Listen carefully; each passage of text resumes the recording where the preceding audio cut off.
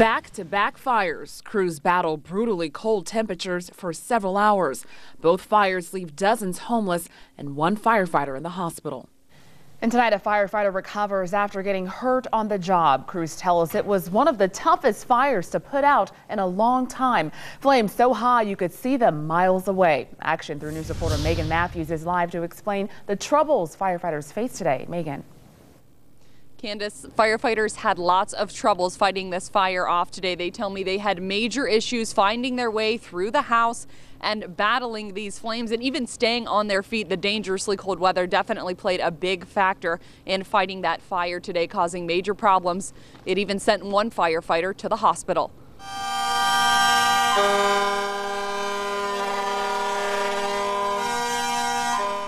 This fire put up one heck of a fight. Flames and smoke shoot out of this home at every angle, and Omaha firefighters had a tough time putting it out. Extreme cold. Everything that you do is just 10 times harder. Made it difficult from the start. The call came out around 3:30 this afternoon that a home caught fire near 34th and Dewey. By the time firefighters got there, the whole house was up in flames. It's one of the worst house fires I've ever seen on the news and in life. And I mean, you say that, but every fire, but you know, even the firefighters have been saying like this is a tough one. At one point, the fire got so out of control, firefighters had to evacuate. They rushed out just minutes before the roof collapsed. Officials say they had a hard time getting through the house, and the extreme cold made it even worse. Everything that you do is taxing on your body because of the extreme cold. You bundle up as much as you can. You try to watch every step that you take, because once water hits the ground or hits anything, it freezes. That may have caused a firefighter to slip and hurt his knee, sending him to the hospital. Neighbors watching every moment can't believe how quick the fire escalated.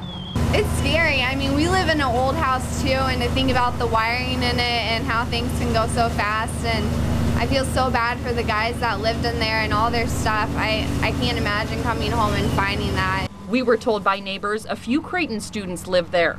They weren't home when the fire started.